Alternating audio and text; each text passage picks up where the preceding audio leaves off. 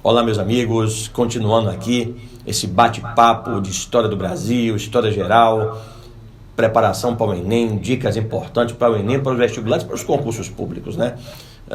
Tenho sempre dito, nunca desista dos seus sonhos, né? Augusto Cury muito fala disso. Eu creio que quando você deseja realmente o sucesso, é garantido.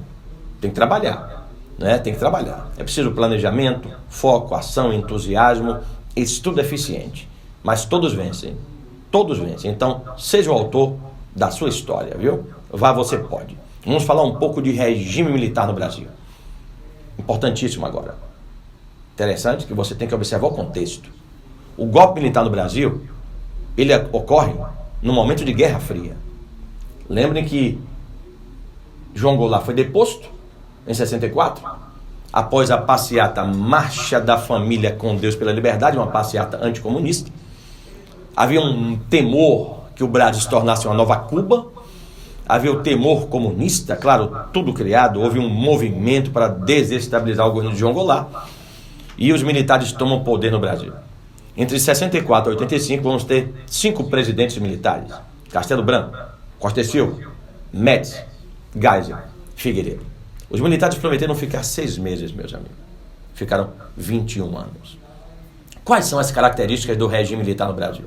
As características do regime militar foram centralização do poder no executivo, controle dos meios de comunicação, o controle da estrutura partidária, muitos AIs, atos institucionais, 17 AIs. Vamos trabalhar o AI-2 e o AI-5.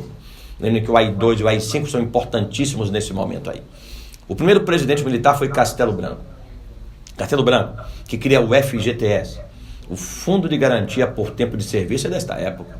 Você sabe que todo trabalhador tem direito a 8% do salário todo mês. Se você trabalha numa empresa, tem carteira assinada, a empresa deposita 8%, né, do seu salário numa caixa. E você pode depois, num dado momento, ter esse dinheiro de volta até para comprar casa própria, tendo uma doença grave e outras situações. O FGTS é uma herança de Castelo Branco. Castelo Branco também vem com o Mobral, o Movimento Brasileiro de Alfabetização. O Movimento Brasileiro de Alfabetização dessa época, meus amigos, Castelo Branco baixa o AI-2. O AI-2, Ato Institucional número 2. O AI-2, ele vai instituir o bipartidarismo no Brasil. O bipartidarismo. Vamos ser 2 partidos só, Arena e MDB. Arena, Aliança Renovadora Nacional. MDB, Movimento Democrático Brasileiro. Arena é o partido governista. MDB, partido de oposição. Oposição? Oposição controlada. Então vejam, olha o momento que os militares tomam poder.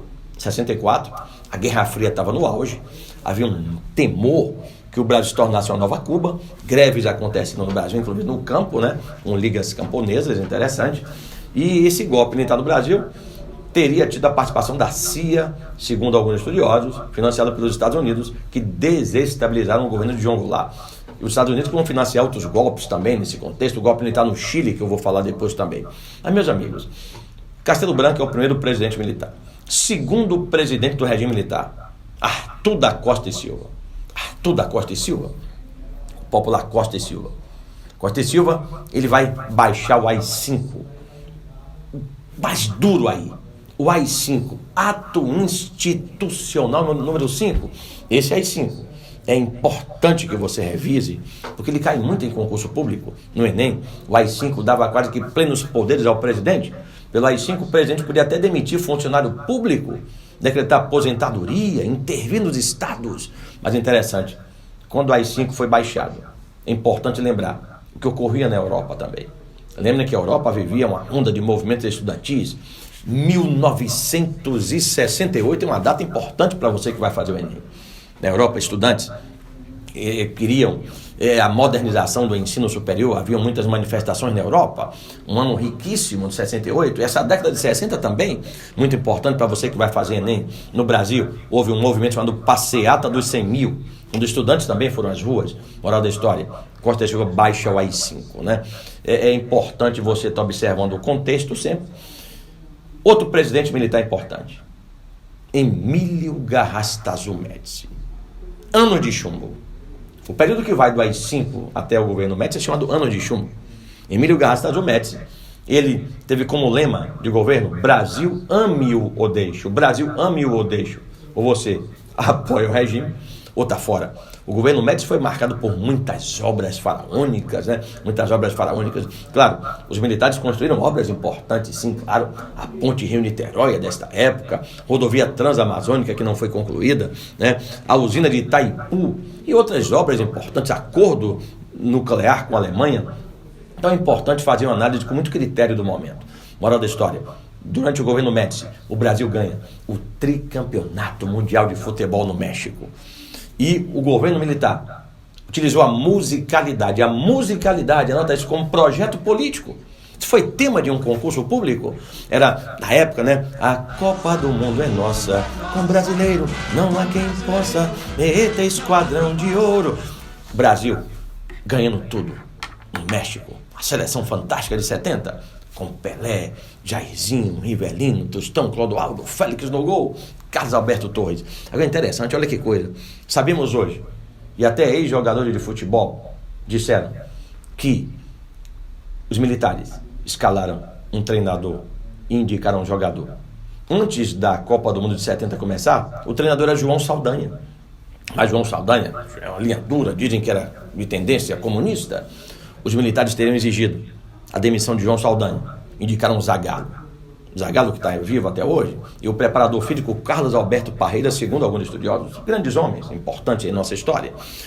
Os militares teriam também indicado um jogador, Dario, ou Dadá Beija-Flor, como ele dizia. O Dario se dizia o Beija-Flor porque fazia gol no ar, segundo ele. Uma vez disseram: mas você, Dario, só faz gol feio. Ele disse: feio é não fazer gol. Moral da história: olha a influência dos militares, até no futebol. E os militares utilizaram a musicalidade como projeto político. Moral da história: esse momento é riquíssimo, minha gente, riquíssimo. Veja, o governo Médici, né? Brasil ame ou deixe, anos de chumbo, obras faraônicas, Brasil tricampeão mundial de futebol no México. Mas, meus amigos, vamos ter um momento de muita euforia. Nossa economia vai viver o chamado milagre econômico. Milagre econômico brasileiro, um momento de expansão, aumento das exportações. O milagre econômico brasileiro teve como mentor principal Delfim Neto. Antônio Delfim Neto, um economista. Mas, meus queridos, perguntavam a Delfim: ministro, não é, como é que ficam os trabalhadores que estão exigindo melhores salários? Delfim Neto dizia: vamos esperar o bolo crescer para depois repartir. Muito conhecido isso da época, mas o milagre econômico sofreu um grande abalo. Em 1973 houve a crise do petróleo. A crise do petróleo tem relação com o Oriente Médio. No Oriente Médio ocorreu uma guerra chamada Guerra do Yom Kippur, né? Guerra do Yom Kippur, né? Egito, Síria e Jordânia contra Israel. Israel novamente vence essa guerra. Mas os países árabes resolvem se vingar de Israel e de seus aliados, aumentando o preço do barril de petróleo. Isso gerou também, claro, um contexto maior, a crise do petróleo. O Brasil não era autossuficiente. O Brasil teve que lançar mão de empréstimos e o nosso milagre ruiu. Esse momento é importantíssimo para nós. Você observe, 64, 85, as heranças, as características. O primeiro presidente militar, Castelo Branco, o AI-2, depois Costa e Silva com AI-5, o governo Médici, ano de chumbo. O milagre econômico brasileiro, repasse esse milagre econômico brasileiro. Observe a influência da política no futebol, a musicalidade como projeto político, meus amigos. Época também das guerrilhas, né? Das guerrilhas. Tem um filme que eu indico para vocês, O Que É Isso, Companheiro. Assista esse filme. Moral da história: outro presidente do regime, Ernesto Geisel. Ernesto Geisel, que se dizia evangélico na época. Ernesto Geisel prometia uma abertura lenta e gradual. Abertura lenta e gradual. Começar a flexibilizar o regime. Meus amigos, Geisel revoga o AI-5. Geisel revogou o AI-5. Geisel firmou um acordo nuclear com a Alemanha. O Geisel, hoje, sabemos, há pouco tempo foi encontrado um áudio onde Geisel teria dito: esse negócio de matar não é bom, mas é preciso, eu mato mesmo. Segundo alguns estudiosos, passou a ter uma matéria interessante da TV, então Geisel também foi linha dura, mas prometeu abertura lenta e gradual, revoga o AI-5, acordo nuclear com a Alemanha, a Lei Falcão, que disciplinava a propaganda eleitoral dessa época também. Mas um fato manchou um pouco o governo Geisel. a morte do jornalista Vladimir Herzog. Anote isso, Vladimir Herzog. Vladimir Herzog, jornalista, foi chamado para depor e posteriormente apareceu enforcado numa cela. Os militares disseram que foi suicídio. A família disse que foi assassinato. Isso gerou até uma série. Moral da história: governo Geisel, revisa esse momento. Revogação do AI-5, Lei Falcão, morte do jornalista Vladimir Herzog. Um livro muito bom que eu indico para vocês é Brasil Nunca Mais, de Dom Paulo Evaristo Arnes, que mostra os horrores, né, da ditadura, a repressão. Último presidente militar, João Batista Figueiredo. João Batista Figueiredo é muito polêmico. Uma vez perguntaram, presidente, o trabalhador necessita melhores salários?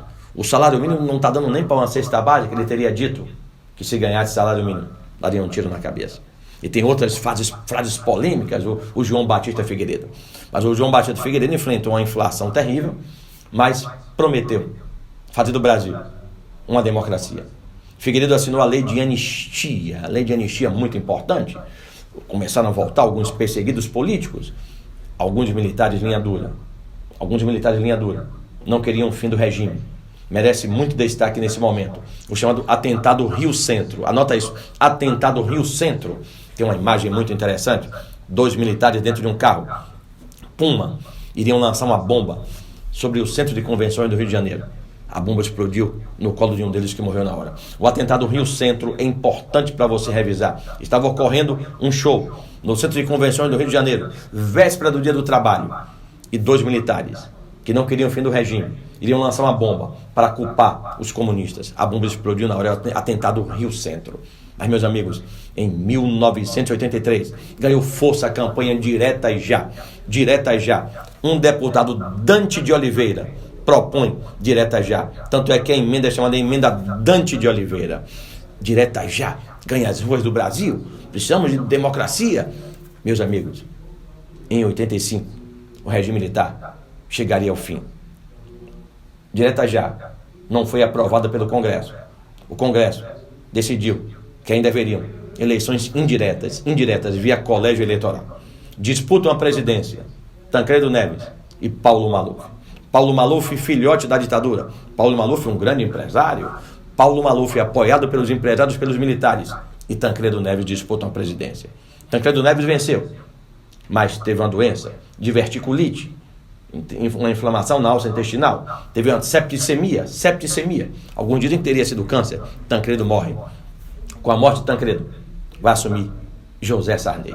Em 64 chegava ao fim um regime militar. Começaria a nova república. Mas esse regime militar é ponto fundamental para você que vai fazer o Enem, o vestibular e os concursos públicos. É ponto certo em quase todo concurso.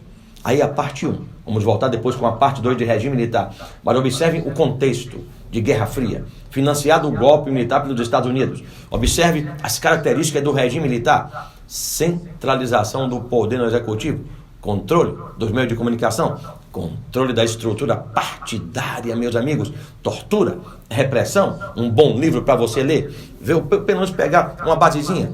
Brasil Nunca Mais. Dá uma olhadinha na internet, né? As torturas da época. Primeiro presidente militar, Castelo Branco, que baixa o AI-2, que vem o bipartidarismo aí, a Arena e MDB.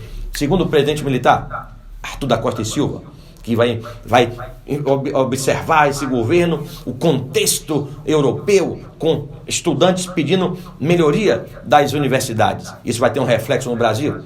Costa e Silva vai também enfrentar uma passeata aqui, a passeata dos 100 mil, e vai baixar o AI-5 mais duro dos AIs. Outro presidente, Emílio Garrastazu Médici, né? Brasil ame-o ou deixe-o. Importante você verificar, revisar o milagre econômico brasileiro, que teve como mentor Delfim Neto, as guerrilhas urbanas, né? Importante você observar 2 figuras muito importantes durante o regime: Lamarck e Marighella. Pesquise quem foram Lamarck e Marighella, né? Observe a guerrilha do Araguaia, muito importante, movimento importantíssimo. Depois, na próxima etapa, eu vou dar uma revisada na parte 2 de regime militar. Outro presidente importante, Ernesto Geisel, que prometeu fazer do Brasil também abrir o país, né? Abertura lenta e gradual, revoga o AI-5, mas durante o governo Geisel morre Vladimir Herzog. Último presidente militar, João Batista Figueiredo, que assina a lei de anistia, Durante o governo Figueiredo, nós temos o atentado Rio Centro. Em 83 começa a campanha direta já. Em 85, chegava ao fim o regime militar. Com a eleição de Tancredo Neves de forma indireta, mas Tancredo morre. Assume José Sarney.